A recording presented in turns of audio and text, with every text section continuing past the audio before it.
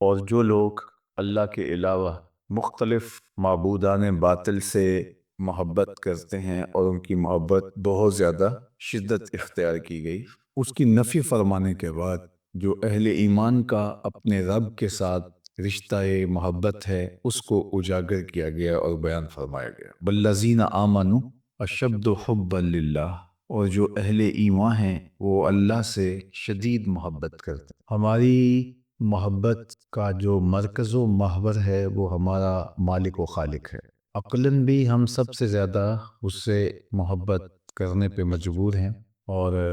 فطرتاً بھی ہماری محبت کا گہرا ربط اسی کی ذات ستودہ صفات سے ہے۔ شرعاً بھی ہمیں اسی کا پابند بنایا گیا ہے، اور اخلاقاً بھی اگر ہم دیکھیں تو ہم اسی سے محبت کریں اور اس کی محبت ہی سب محبتوں پہ غالب ہو۔ اب اگر ان عنوانات کو الگ الگ تفصیل سے بیان کرنا پڑے تو ایک طویل وقت چاہیے، لیکن سادہ لفظوں میں یہی کہ ہم اپنی ماں سے محبت کرتے ہیں، اپنے باپ سے محبت کرتے ہیں، اور ان سے محبت ہماری فطرت اور طبع کا تعلق، وہ کوئی سکھائی نہیں جاتی بلکہ از خود ہماری طبع میں اس کی محبت، والدین کا پیار رکھا گیا ہے۔ کیوں؟ اس لیے کہ ان سے ایک گونا تعلق ہے، وہ ہماری تخلیق کا ذریعہ بنے ہیں، ہماری پیدائش کا سبب بنے ہیں، اس لیے ہم ان سے بہت زیادہ محبت کرتے ہیں اور ان سے بہت زیادہ پیار کرتے ہیں۔ لیکن اللہ جل شانہ سے محبت اس سے کہیں بڑھ کر اس لیے ہے کہ اللہ جل شانہ ہماری تخلیق کا ذریعہ نہیں بلکہ اللہ جل شانہ ہمارا خالق ہے، اور اس کا جو ہمارے ساتھ ربط ہے، تعلق ہے، وہ ایسا ہے کہ جو سب تعلقات پر غالب ہے، کہ اس نے ہمیں پیدا کیا۔ الذی خلق کا فسواک فعدلک فی ای صورت ما شاء رکبک، کہ اس نے تمہیں پیدا بھی کیا، تمہیں تسویہ بھی دیا، تمہارے اعضاء کو توازن بھی بخشا، تمہیں عقل و خرد کے نور سے نوازا بھی، اور پھر تمہارے نقش و نگار بھی بنائے، اور تمہاری ضروریات کی اس نے تکمیل بھی فرمائے، اور ہر لحظہ، ہر آن، ہر ساعت اپنی زندگی کے قیام کے لیے،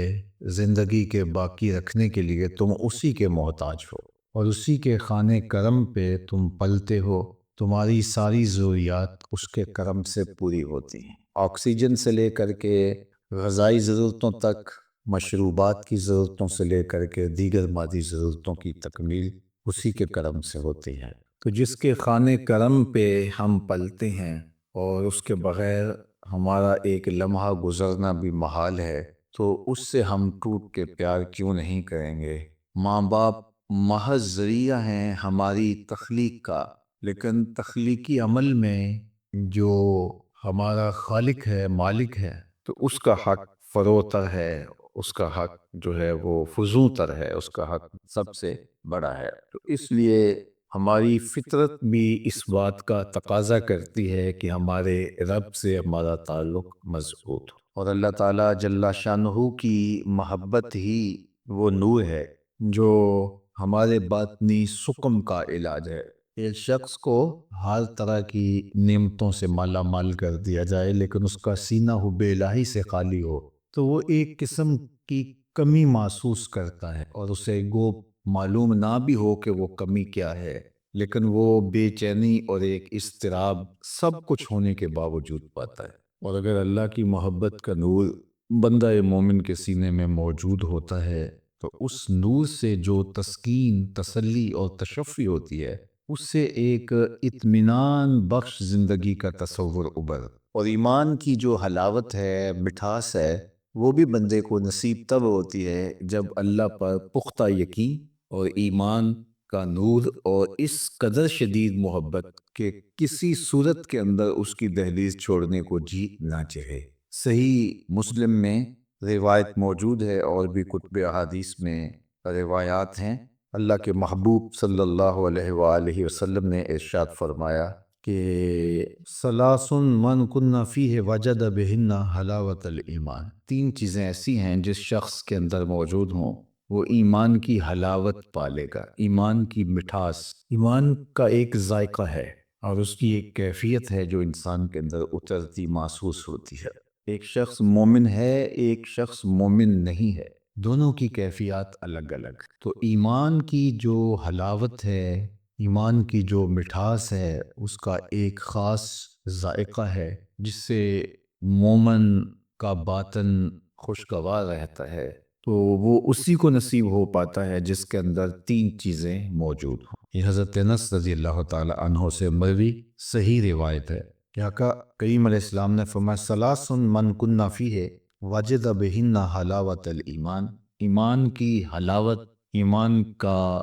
ذائقہ، ایمان کی چاشنی، ایمان کی لذت اسے نصیب ہوگی جس کے اندر تین چیزیں ہوں گی۔ سب سے پہلی چیز من کان اللہ ورسولہ احب الیہ مما سواہما، جسے اللہ اور اس کے محبوب محمد صلی اللہ علیہ وآلہ وسلم کائنات کی ہر شے سے زیادہ محبوب۔ اگر کسی کی یہ کیفیت باطن کی ہے کہ وہ کائنات کی ہر شے سے، ہر فرد و بشر سے اور اپنوں بیگانوں سے، ابو ام اور اولاد سے اللہ جل شانہ کو اور اس کے پیارے رسول صلی اللہ علیہ وآلہ وسلم کو محبوب رکھتا ہے، تو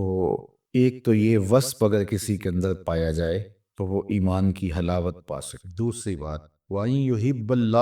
يُحِبَّ الْمَرْءَ لَا يُحِبُّهُ إِلَّا لِلَّهِ، کہ بندہ جب بھی کسی سے محبت کرتا ہے تو وہ صرف اللہ کے لیے کرتا ہے۔ یعنی لوگوں کے ساتھ جو تعلقات کا معیار ہے وہ اللہ جل شانہ کی محبت ہے، یعنی وہ اسی تناظر میں دیکھتا ہے۔ تو ظاہر ہے وہ پھر اہل تقوی سے محبت کرے گا، اہل ایمان سے محبت کرے گا، اور باقی مخلوقات سے بھی محبت اللہ کی مخلوق ہونے کے ناطے سے ہوگی۔ گناہگار سے بھی وہ محبت کرے گا، نفرت تو نہیں کرے گا، لیکن اس کی ان سے محبت کا سبب یہ ہوگا کہ یہ میرے اللہ کی مخلوق ہے اور اس کے ساتھ وہ حسن سلوک کرے۔ اسی طرح کسی کے ساتھ اس کا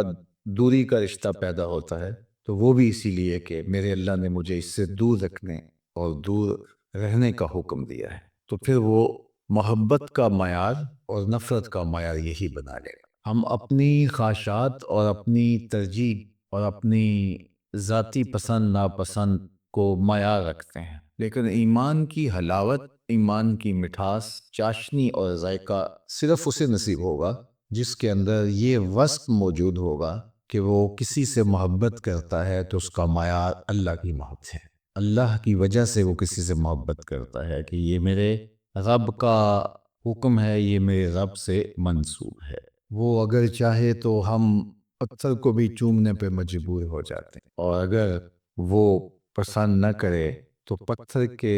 سنگ مرمر کے تراشیدہ اصنام ان کو پاؤں کی ٹھوکر پہ رکھتے ہیں، اور کالے رنگ کا پتھر جو کعبۃ اللہ کے ایک کونے میں نصب ہے، حجر اسود، اس کو چومنے کے لیے ہم بے تاب ہوتے ہیں۔ تو وہ بھی پتھر اور ہیں یہ بھی پتھر، لیکن ہماری اس سے رغبت کا سبب ہمارے رب کی محبت اور رب کا حکم نامہ ہے، اور اس سے دوری کا سبب ہمارے رب کا اس سے دور رہنے کا حکم نامہ ہے۔ تو ہم کسی سے بھی محبت کریں گے، کسی سے بھی پیار کریں گے تو وہ اللہ اور اس کے رسول کی وجہ سے کریں گے۔ یہ ہے دوسرا سبب کسی سے محبت اور نفرت اللہ اور اس کے رسول کی وجہ سے۔ وَأَن يَكْرَهَ أَن يَعُودَ فِي الْكُفْرِ بَعْدَ أَنْ أَنْقَذَهُ اللَّهُ مِنْهُ كَمَا يَكْرَهُ أَن يُقْذَفَ فِي النَّارِ، اور اس کے لیے ایمان سے پلٹ کے دوبارہ کفر میں لوٹنا آگ میں ڈالے جانے سے زیادہ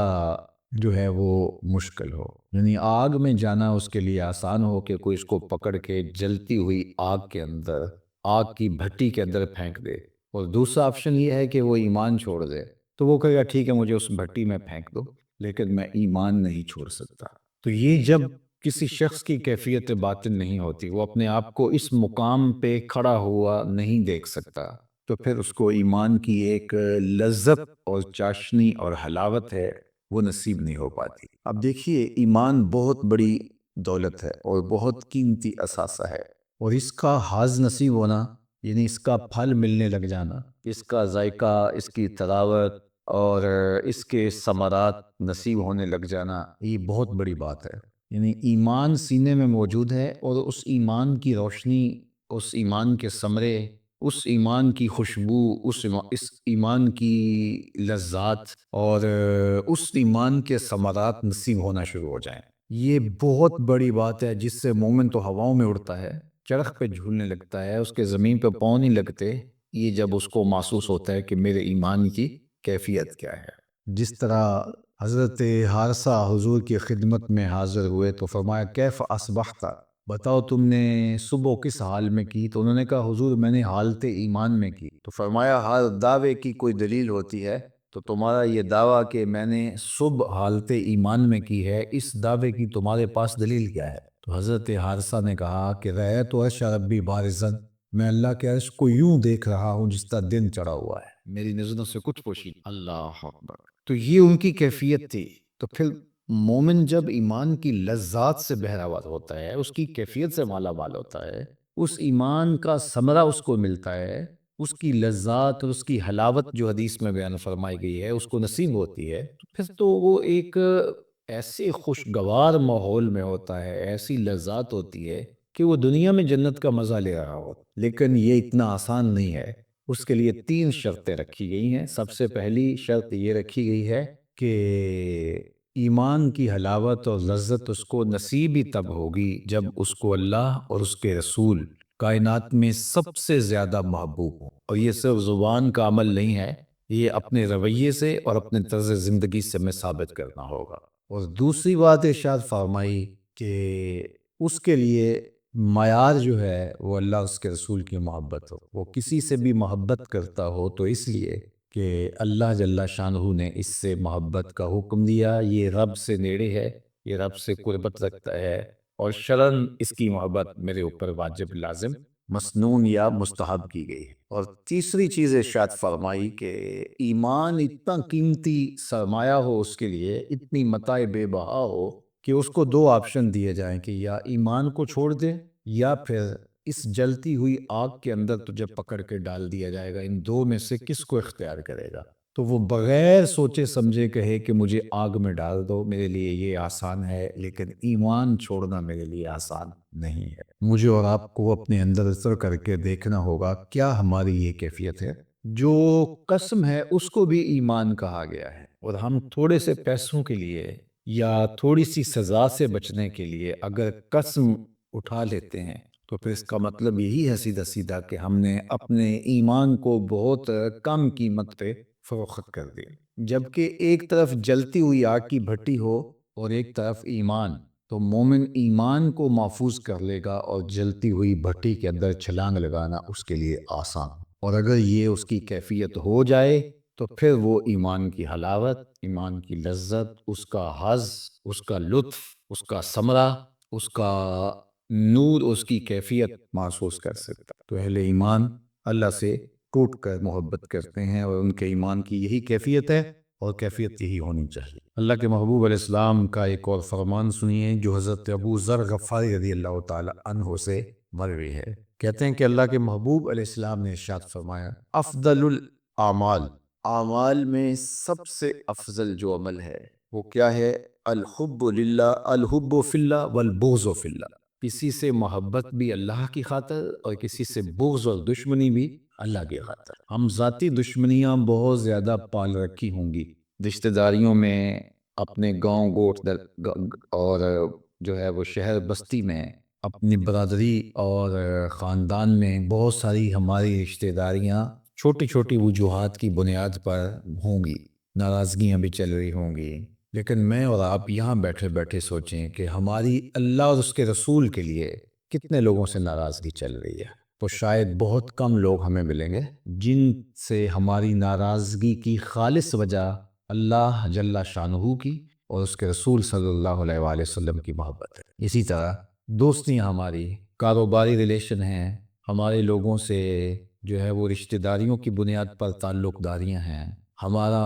ہماری تعلق داریوں کے اور بہت سارے اسباب ہیں، سیاسی ربط ہیں، معاشرتی ربط ہیں، اور ہم اگر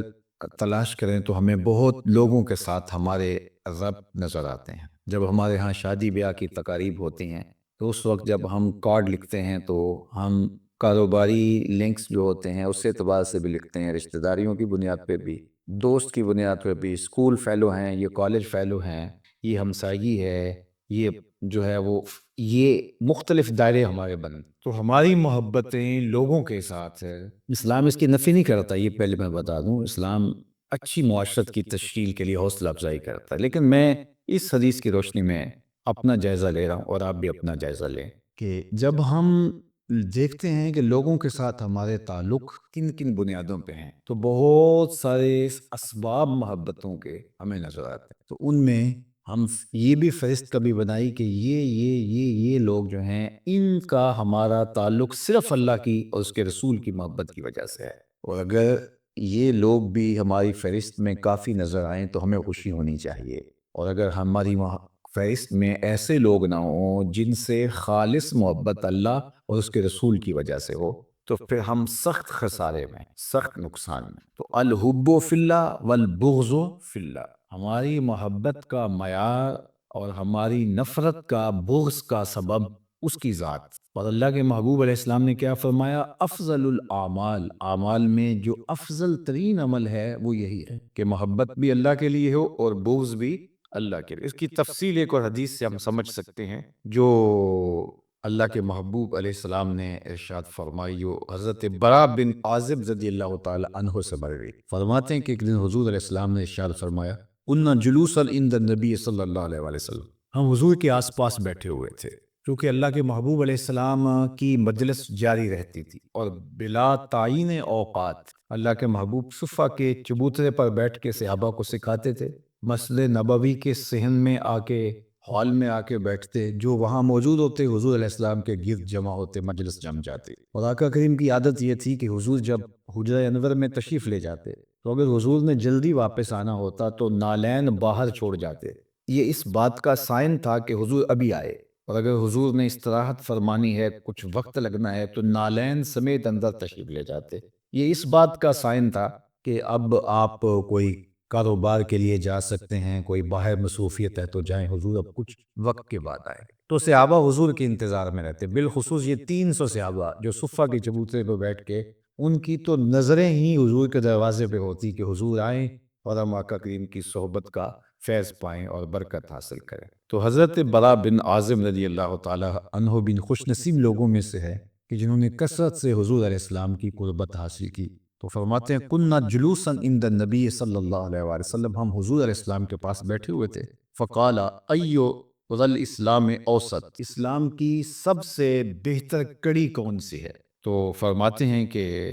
قالوا الصلاۃ، لوگوں نے کہا جی نماز، تو آقا کریم علیہ السلام نے فرمایا حسنہ، تم نے اچھی بات کی، وما ہی بہا، لیکن جو میں پوچھنا چاہ رہا ہوں یہ وہ نہیں ہے، اسلام کی بہترین کڑی کون سی ہے؟ یہ کڑی در کڑی سلسلہ ہے، سلسلہ تو الذہب ہے، سونے کی کڑیاں ہیں، ہر اسلام کا حکم بہتر ہے اور ہر اسلام نے بتایا ہوا اسلوب اچھا اختیار عطا فرمایا ہے، لیکن اچھی کڑی کون سی؟ انہوں نے کہا صلاۃ، حضور نے فرمایا حسنہ، تم نے اچھی بات کی، لیکن وما ہی بہا، لیکن میری مراد یہ نہیں ہے۔ قالوا الزکوٰۃ، صحابہ نے کہا زکوٰۃ، قال حسنہ، کہا تم نے اچھی بات کی ہے، وما ہی بہا، لیکن میری مراد یہ نہیں ہے۔ قالوا الصیام، کہا حضور روزے، تو آقا کریم نے فرمایا حسن،